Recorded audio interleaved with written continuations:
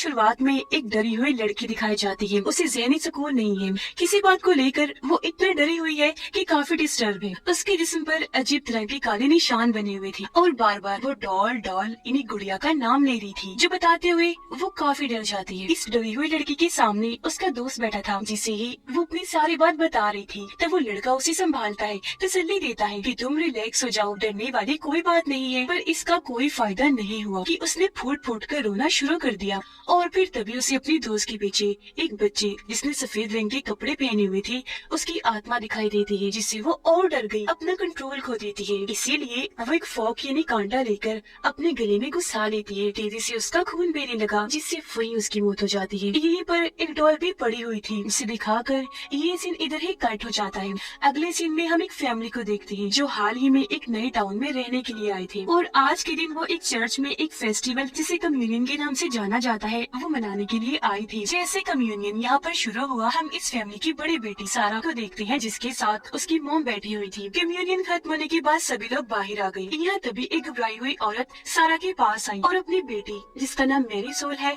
उसके बारे में पूछने लगती है। वो बताती है कि इसी चर्च में एक कम्युनियन के बाद मेरी बेटी लापता हो गई थी, आज तक उसका पता नहीं चला, इसलिए यहाँ आकर मैं अपनी बेटी मेरी सोल के बारे में पूछने आती हूँ, इस उम्मीद के साथ कि शायद किसी ने उसको यहाँ पर देखा होगा। तभी फादर और चर्च के और लोग वहाँ पर आ जाते हैं और उस औरत को वहाँ से ले जाकर दूर कहीं भेज देती है। अब ये फैमिली घर आ गई जहाँ पर सारा बोर हो रही थी, इसलिए थोड़ी ही देर के बाद वो अपने दोस्त के साथ क्लब के लिए निकल जाती है। अब हालांकि उसे ये सब पसंद नहीं था, लेकिन आज यहाँ आकर उसे बहुत मजा आ रहा था। अपने दोस्त के साथ वो काफी इंजॉय करती है। यहाँ वो पहली बार नशा भी करती है ताकि उन्हें और मजा आए। अब ये नशा क्लब में एक लड़का बेच रहा था जो दरअसल एक ड्रग डीलर था। क्लब में डांस करते करते सारा की नजर अपने एक दोस्त पर पड़ी। पहले उन्होंने कभी ऐसा महसूस नहीं किया था, लेकिन आज दोनों ही एक दूसरे को ऐसी नजर से देखते हैं जैसे उनके दिल में कुछ है, वो एक दूसरे को पसंद करते हैं। अब थोड़ी देर के बाद सारा और उसकी दोस्त घर जाने के लिए क्लब से बाहर आ गई। इनके सामने ड्रग डीलर की गाड़ी आकर रुकती है। उसकी गाड़ी में सारा का वो दोस्त भी बैठा हुआ था जिसे वो पसंद करती थी और वो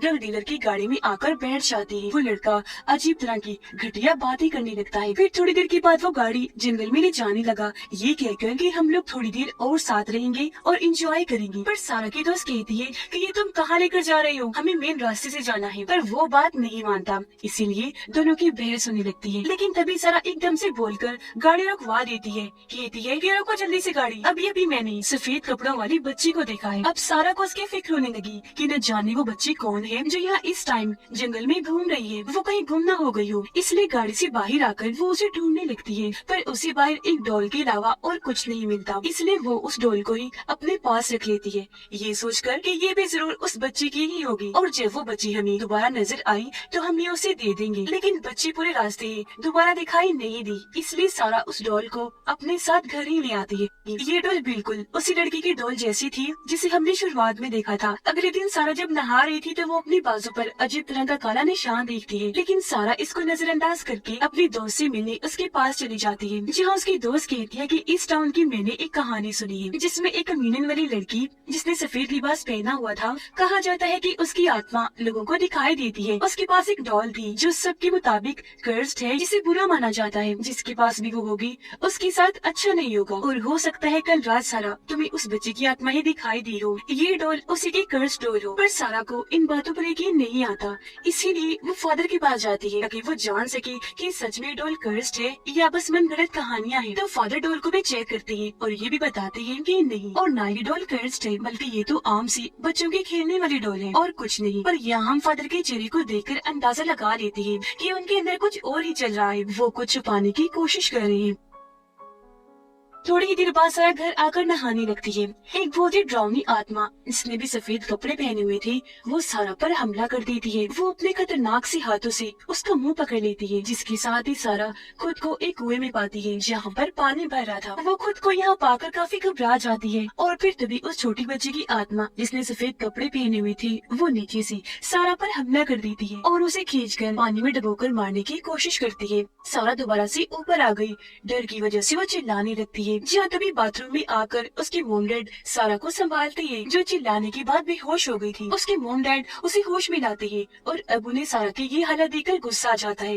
वो उस पर शक करने लगे थे कि ये जरूर नशा करने लगी है, इसी वजह से बेहोश हो गई थी। वहाँ से निकल जाती है अपने दोस्त के पास आने के लिए। उससे मिलकर सारा इस सब के बारे में उसे बताती है और अपने बाजू का निशान दिखाते हुए कहती है सब कुछ उल्टा सीधा भी हो रहा है। निशान तो वक्त के साथ साथ बड़ा होता जा रहा है, जिस पर यहाँ उसकी दोस्त भी हैरान कुन जानकारी देती है कि बिल्कुल ऐसा ही निशान मेरे कंधे पर भी बना हुआ है, जो कहकर वो सारा को भी अपना कंधा दिखाती है। अब यहाँ इन दोनों को लग रहा था कि ये जरूर उस ड्रग डीलर के घटिया नशे के साइड इफेक्ट है, यानी उस ड्रग की वजह से हमारे जिस्म पर ये निशान पड़ रहे हैं। इसीलिए दोनों ड्रग डीलर से मिलकर उसे इस सब के बारे में बताती है। तब वो कहता है कि ऐसा नहीं हो सकता, मेरे नशे में कोई खराबी नहीं, हालांकि मैं खुद भी ये नशा करता हूँ, लेकिन मुझ पर तो कोई निशान नहीं बना। पर यहाँ हमें पता चला कि ड्रग डीलर असल में झूठ बोल रहा है, क्योंकि जैसे वो दोनों वहाँ से गई, ड्रग डीलर अपने सीने को चेक करता है, जहाँ भी वो निशान बना हुआ था और तो और काफी बड़ा हो रहा था। अब सारा की दोस्त घर आ गई। उसके डैड को शराब की बुरी लत है, वो हर वक्त नशे में रहने की वजह से अपनी बेटी के साथ बहुत बुरा सलूक करती है, यहाँ तक कि उसे मारते भी है। इसी वजह से वो अपना ज्यादा वक्त घर से बाहर ही गुजारती है। थोड़ी देर बाद वो घर से निकलकर एक बार में गई और जब वहाँ की वॉशरूम में जाती है तो उसके साथ भी सारा जैसी डरावनी चीजें होना शुरू हो जाती है, जैसे कि वो भी वहाँ उस आत्मा को देखती है जो उसे अजीब हरकतें करके डराने की कोशिश करती है। इससे घबरा गई, वो रोते हुए जल्दी से बाहर से भागी बाहर आई और फोन लगाकर सब कुछ सारा को बता देती है जो अभी अभी उसके साथ हुआ। अचानक वो आत्मा आकर उसके दोस्त पर हमला कर देती है, जिससे एकदम वो चुप हो गई। अब ये देखकर सारा समझ गई कि मेरी दोस्त मुसीबत में है, इसलिए वो जल्दी से वहाँ से निकलकर अपने दोस्त के पास आ गई, जो भी बिल्कुल उसी तरह बेहोश पड़ी थी जैसे सारा भी हुई थी। अब यहाँ उसके दोस्त का जिस्म पड़ा था, जबकि उसकी भी आत्मा को हम सारा की तरह कुएं में देखते हैं, जहाँ उस बच्चे की आत्मा उसे भी मारने की कोशिश कर रही थी। अब इससे पहले कि बच्चे उसे जान से मारती, सारा ठीक वक्त पर उसे होश में ले आती है, जिससे उसकी जान बच जाती है। अब ये दोनों लड़कियाँ काफी डर गई थी और यह ड्रग डीलर के पास जाने लगती है, क्योंकि उन्हें लग रहा था कि अब वो आत्मा उस पर भी हमला करेगी। अब ड्रग डीलर दिखाया गया, जिसे भी सच में वो आत्मा डराना शुरू कर देती है, यानी अपना खौफनाक चेहरा दिखाकर, जिससे वो इतना डर गया कि अपनी गाड़ी में बैठकर जल्दी से यहाँ से निकल जाता है। लेकिन तभी गाड़ी के अंदर भी उसकी आत्मा आ जाती है, जिससे वो इतना घबरा गया कि गाड़ी चलाने से उसका ध्यान हट जाता है। उसका इतना बुरा एक्सीडेंट हुआ कि मौके पर ही उसकी मौत हो जाती है, इसलिए काफी डरी हुई थी और रोने लगती है। उन्हें कुछ समझ नहीं आती कि क्या करे। वो अपने उसी दोस्त के पास जाती है जो सारा को पसंद करता था और उसे वो सब कुछ बता देती है जो उनके साथ हो रहा था। वो यहाँ इन्हें बताता है कि सालों पहले बिल्कुल ऐसा दो लड़कियों के साथ हुआ था जो बहनें थी, उन्हें भी ये डॉल मिली थी, जिसके बाद उन लड़कियों के साथ कुछ ऐसा हुआ कि उन्होंने अपनी जान ले ली। अब यहाँ उनका दोस्त उन्हें दो बहनों के बारे में बात कर रहा था जिन्हें हमने शुरुआत में देखा, इन्हीं वो डरी हुई लड़की और उसकी बहन। अगले ही दिन ये तीनों उस डरी हुई लड़की के दोस्त से मिलने के लिए चले जाती है, जहाँ वो बताता है कि हाँ उन दोनों बहनों ने खुद अपनी जान ली थी, जिसके बाद ये डॉल उनके पास से अपने आप ही गायब हो गई। यहाँ इनको ये बात भी कंफर्म हो जाती है कि सारा के पास जो डॉल है ये वही डॉल है जो उनके पास भी थी, जिसकी वजह से वो आत्मा सबके साथ ऐसा करती है। ये चारों काफी घबरा गई और फादर के पास जाते हैं, लेकिन जब ये चर्च पहुँचे तो वहाँ फादर तो नहीं थे, बल्कि इन्हें वहाँ काफी साल पहले 1998 की कम्युनियन वाली रील मिल जाती है, जिसे चलाने पर ये मैरी सोल नाम की एक बच्ची को देखते हैं जो उस वक्त कम्युनियन का हिस्सा थी और उसके हाथ में यही वाली डॉल थी, जिससे यहाँ ये बात सामने आई कि बच्ची की आत्मा असल में मैरी सोल की आत्मा है। अब यहाँ सारा को उस औरत के बारे में याद आया जो कम्युनियन वाले दिन चर्च के बाहर अपनी बेटी मैरी सोल को ढूंढते हुए आ गई थी, और मैरी सोल क्योंकि उस औरत की बेटी थी इसलिए ये तीनों अब उससे मिलने का फैसला करते हैं। पर यहाँ इन तीनों पर वो आत्मा दोबारा हमला कर देती है और इस बार वो डराने के लिए सारा के दोस्त को चुनती है, क्योंकि बस वो ही रह गया था और अब बारी उसी की थी, जिससे यहाँ हम समझ पाए कि उस रात ये चारों ही गाड़ी के अंदर थी, यानी सारा, उसके दोनों दोस्त और ड्रग डीलर और डोल, क्योंकि चारों को ही मिली और दिखी थी इसलिए उसी वक्त ये चारों ही चुन लिए गए थे, यानी उस आत्मा की नजरों में आ गए थे। जिसके बाद आत्मा सारा और उसके दोस्त पर हमला करके दोनों को अलग अलग कमरों में फेंक कर वहीं पर बंद कर देती है। जहाँ सारा बंद थी उस कमरे में वो फादर की लाश को देखती है, जिनके भी हाथ पर वही निशान बना हुआ था, यानी कि उन्हें इस आत्मा ने ही मारा था। वो आत्मा अब सारा के दोस्त को मारने की कोशिश करती है, यहाँ उसे बेहोश कर दिया था और उसकी आत्मा को कुएं में ले जाकर डुबोने की कोशिश कर रही थी। पर ठीक वक्त पर यहाँ वो दोनों आकर अपने दोस्त को होश में ले आती है और ऐसे उसकी जान बचा ली जाती है। उनके इस दोस्त के ऊपर भी बिल्कुल वैसे ही निशान बन गए थे। वे जल्द से जल्द मेरी सोल की मोम के पास जाना है, पर तभी यहाँ सारा के दोस्त की डैड आ जाती है और क्योंकि वो कॉलेज नहीं जा रही थी इसीलिए वो उसे काफी डांटती है। वो फिर से उसे पीटने लगती है, जहाँ वो आत्मा भी दोबारा से सारा की दोस्त को डराकर उस पर हमला कर देती है।